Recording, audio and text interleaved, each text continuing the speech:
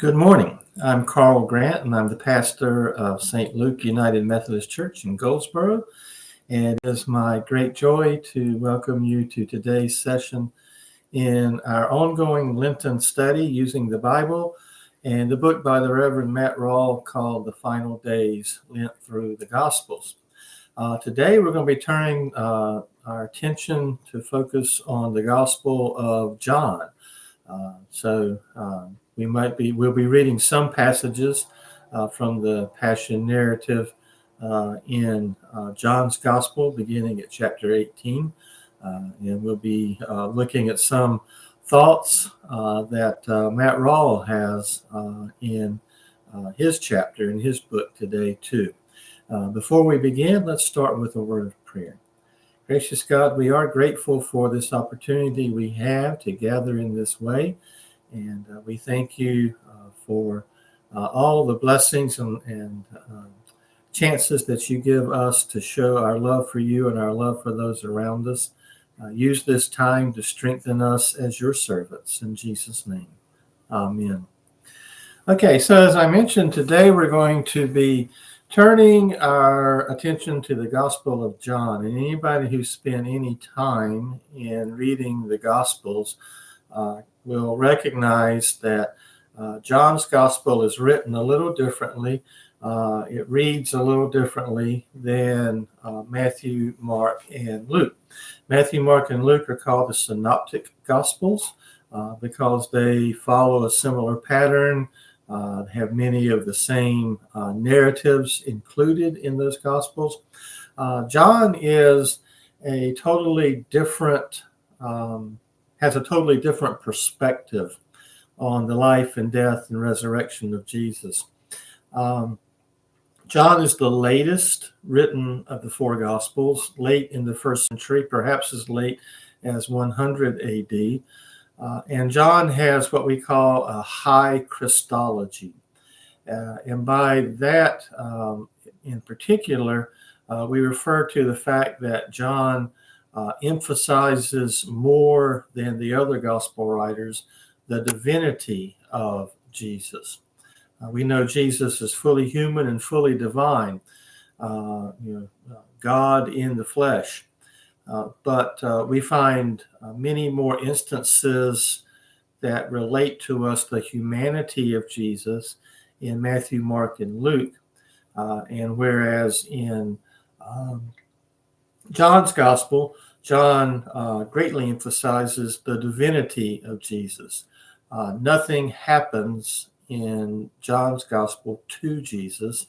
The things that happen are all those that Jesus allows to happen. Now, we say that with the caveat that it doesn't mean that John does not portray the humanity of Jesus, nor does it mean that Matthew, Mark, and Luke never mention the divinity of Jesus. It's just the way that these Gospels present a different perspective, come from a different angle, looking at the life and death and resurrection of Jesus. And John does so in a way that greatly emphasizes the divinity of Jesus. And I can give some examples that go through the Gospel of John. For instance, in John's Gospel, you do not have a temptation scene where Satan comes and tries to tempt Jesus. You don't find that in John's Gospel. In John's Gospel, in the Passion narrative, you do not find a prayer of anguish in the Garden of Gethsemane. When Jesus goes to the garden in John's Gospel and they come to arrest him, and Peter cuts off the slave's ear, and Malchus, Jesus says, put your sword away. Am I not to bear the cup that has been given me? That's a lot different than, Father, if it be possible, let this cup pass from me. That's not mentioned at all in John. In John, there's no mention of Simon of Cyrene carrying Jesus' cross. In John, Jesus lugs that thing the whole way.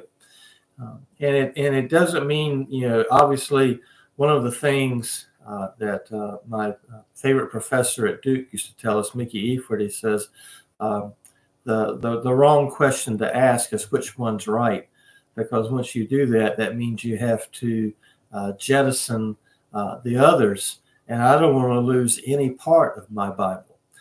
So it doesn't mean that one's right and one's wrong, but all it tells us is that these are giving us different perspectives of Jesus. The basic tenets of the life and death and resurrection of Jesus are the same and are consistent throughout the Gospels.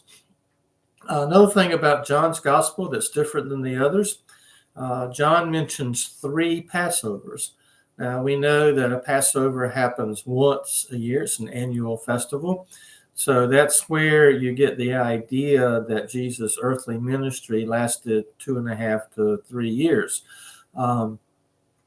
Because John has Jesus involved in 3 different Passovers, whereas Matthew, Mark, and Luke only mention the one at the end when Jesus gives up his life for us. Speaking of that, in Matthew, Mark, and Luke, Passover happens on what we call Thursday, Maundy Thursday, 6 p.m., which is actually the beginning of Friday for the Jews. The Jewish day begins at 6 p.m. and ends at 6 p.m., not from midnight to midnight. So the Passover in Matthew, Mark, and Luke happens when Jesus gathers with his disciples in the upper room and they share the Passover meal together, and Jesus institutes the Lord's Supper. But in John's Gospel, Passover does not begin until Friday at 6.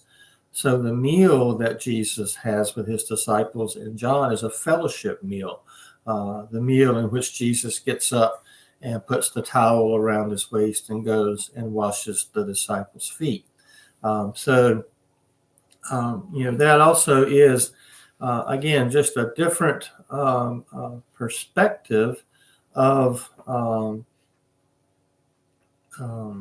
that John gives us in portraying the life and death and resurrection of Jesus. One other thing, and this is to mention, and you'll notice if you read through John, you won't find any parables. We find the parables that Jesus teaches in Matthew and Mark and Luke, but in John, there are no parables mentioned. There are what we call 7 signs that really point to Jesus being God in the flesh, Jesus' divinity. 7 signs throughout the Gospel of John. Jesus turning the water into wine in chapter 2 at the wedding in Cana. Jesus healing the royal official's son in chapter 4. Jesus healing of the paralytic by the pool of Bethesda in chapter 5. 2 of them in chapter 6, the feeding of the 5,000. And then Jesus immediately after that walking on the water toward the disciples. And then the final 2 signs are the healing of the man born blind in chapter 9 and the raising to life of Lazarus who had died in chapter 11.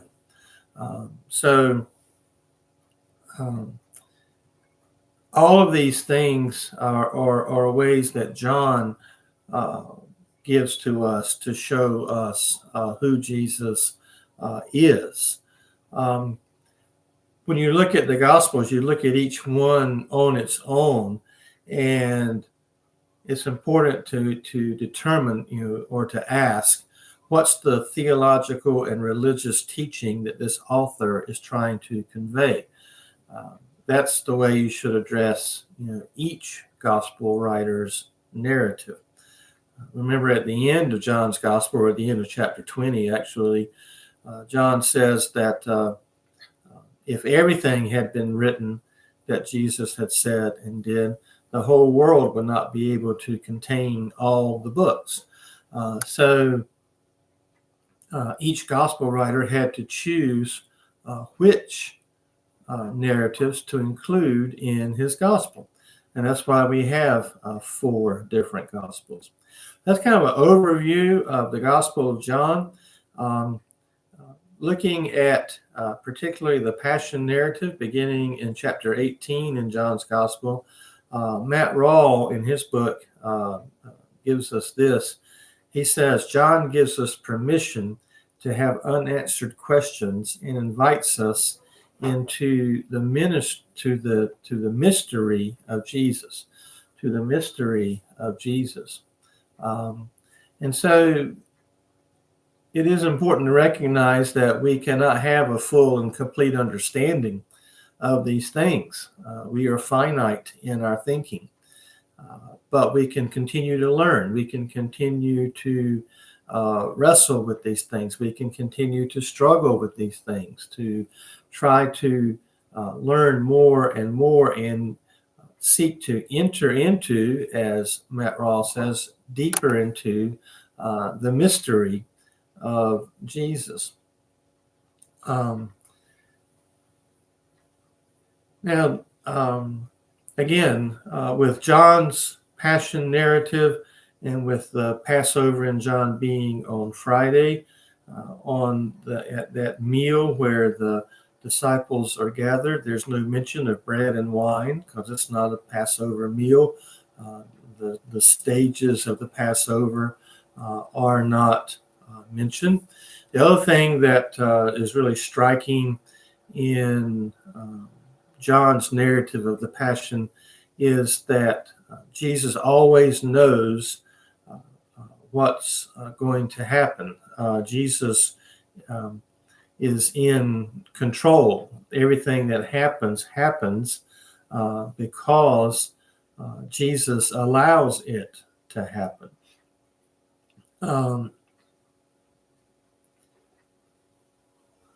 In John's Gospel, back in chapter 10, Jesus had said, "The Father and I are one," pointing to that divine connection, the divinity of Jesus. And then when you take that and go forward to the Passion narrative, to that description of the meal that Jesus shares with his disciples, and he gets up from the meal and puts a towel around his waist and begins to wash their feet. He is doing for them servant's work. So you've got the divine Christ, God in the flesh, taking on the role of a servant. When you came into a formal gathering in those days, of course, you would be basically clean, but your feet would be dusty from the dust on the road. And so at a formal setting, if the household had servants, there would be a servant at the door waiting with a basin of water to wash your feet, the dust off your feet. If the household had no servants, there would still be the basin of water. You could bend down and take the dust off your own feet. But when the disciples came in for that meal with Jesus, none of them did that. Perhaps they were afraid that if they stooped to wash the dust off their feet, whoever was behind them might say, "Hey, while you're down there, why don't you take care of my feet too?" So, but for whatever reason, none of them did that. They just went to recline at the table with their feet behind them, still dusty. And then here's Jesus, the one with God the Father, the divine Christ, going through and washing their feet. When Jesus is arrested later, and Pilate brings him in to his praetorium, to his headquarters, and he asks Jesus if Jesus is a king. he's trying to figure out, what is going on that is causing the people to have this type of reaction, this type of riot that's starting to ensue as the religious leaders are stirring the crowd up. And so Pilate is fishing for information, and Jesus doesn't answer. And Pilate says, "Don't you know I have the power to crucify you, to put you to death, or to let you go?" And Jesus responds, "Well, you wouldn't have any power if it didn't come from above." Again, showing that Jesus is in control. Jesus has the authority, not Pilate. So Pilate brings Jesus back out to the people, and he says, "I don't see anything this man has done. Why should I crucify your king?" And the crowd yells back, "We have no king but Caesar." And that's all Pilate needed to hear. And that's when he turns Jesus over to be crucified. That the people have expressed their loyalty and fealty to Caesar. And so Pilate turns Jesus over to be crucified. And again, in John's Gospel, the crucifixion narrative, the narrative of Jesus' crucifixion, is described differently than in the others. There's some similarities, of course. Jesus nailed to the cross. Jesus got pain on the cross. But it's in John's Gospel where Jesus utters at the end, "It is finished," and gives up his spirit. So Jesus has this control. Jesus is things that are happening are things that Jesus allows to happen. And Jesus even ultimately, in John says, "It is finished," and gives up his spirit. After Jesus dies on the cross, Passover is about to start, as well as Sabbath, on at what we would have as Friday at 6 p.m. and called a high Sabbath, because Passover and Sabbath coincided with the same day. And so you have two men, Joseph of Arimathea and Nicodemus, both members of the ruling council, both probably Pharisees, both seemingly to be secret followers of Jesus for fear of retribution from their colleagues. And they are ones who provide the myrrh, the burial oils and perfumes that are needed for Jesus' burial. And by the description, it says about 100 pounds of it.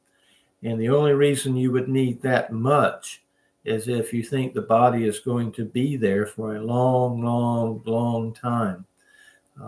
And so that's where, that ends.